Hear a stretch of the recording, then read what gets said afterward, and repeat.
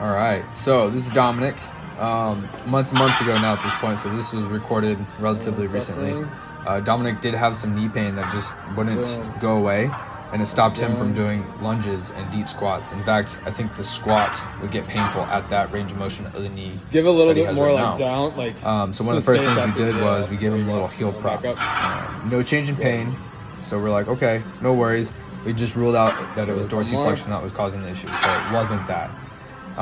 Next, we tried doing these isometrics. So I set him up and I was like, I want a good effort. And he was actually able to lift the cage up, which I thought was funny. But he was able to maintain 10-second holds, and he was able to do it 10 times.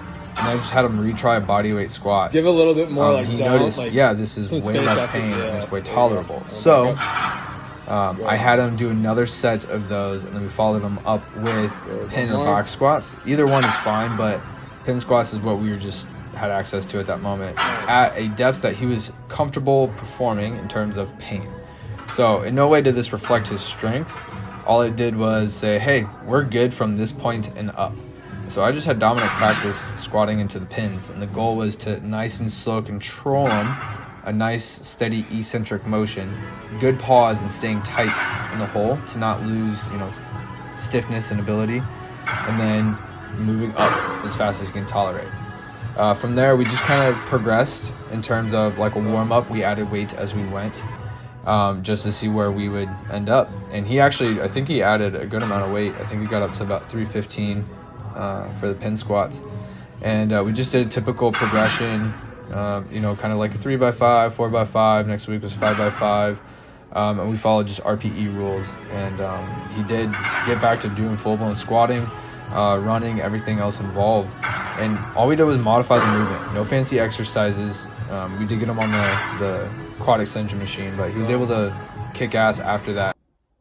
So, we really didn't do anything crazy, with Dominic. We just modified some simple exercises that he was trying to get back to. We added a isometric, which is a really good way to kind of decrease that pain, put a good stimulus through the tendons. It's really good for tendon health. It allows you to actually get some good grunt force in a way that doesn't hurt or send the motion or send the body into a motion it might, find threatening.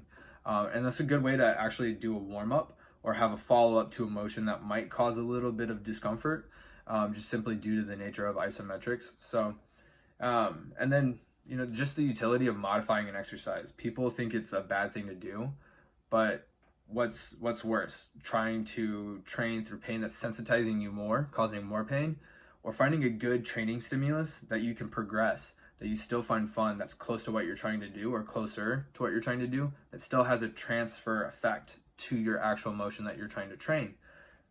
That's a win-win, and I think a lot of people underestimate that utility.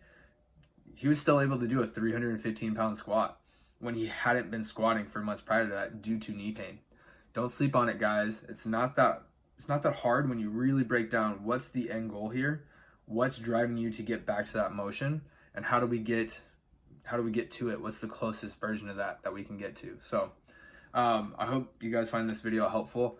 Again, it's just simple training rules, a beginner script on a rehab twist of simple exercises that Dominic could tolerate at that time, and now he's just full-blown squatting with no issues. So hope this helps. If you guys have any questions, go to my Instagram, Prescription Strength, or Cody at Prescription Strength. Shoot me a DM on Instagram, on here, an email. I think my email's listed. Let's just chat and see what's going on.